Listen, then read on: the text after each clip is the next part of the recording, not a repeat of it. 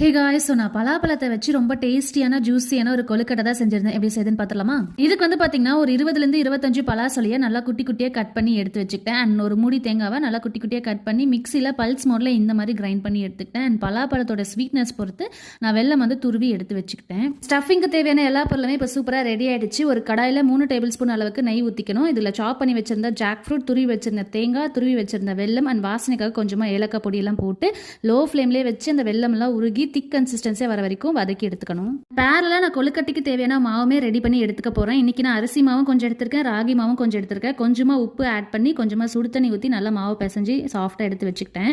என்னோட ஸ்டஃபிங்மே ரொம்ப டேஸ்ட்டாக சூப்பராக வந்துருந்துச்சா. டேஸ்ட் பார்க்குறன்ற பேரில் எல்லாமே காலி பண்ணிட்டாங்க. மிச்சம் மீதி இருந்த ஸ்டஃபிங் வச்சு ஒரு 4 கொழுக்கட்டை தான் எனக்கு கிடச்சிச்சு. அதுவுமே இட்லி பாத்திரத்தில் வச்சு ஸ்டீம் பண்ணி எடுத்து ஒரு 10 to 15 மினிட்ஸ்லேயே என்னோட பலாப்பழம் கொழுக்கட்டை நல்லா ஸ்டீம் ஆகி ரெடி ஆயிடுச்சு. என் பலாப்பழம் சீசன் முடியறதுக்குள்ளே நீங்களும் இந்த ரெசிபியை ஒரு டைம் உங்கள் வீட்டில் ட்ரை பண்ணி பாருங்கள். எல்லாருக்குமே ரொம்ப ரொம்ப பிடிக்கும். பை.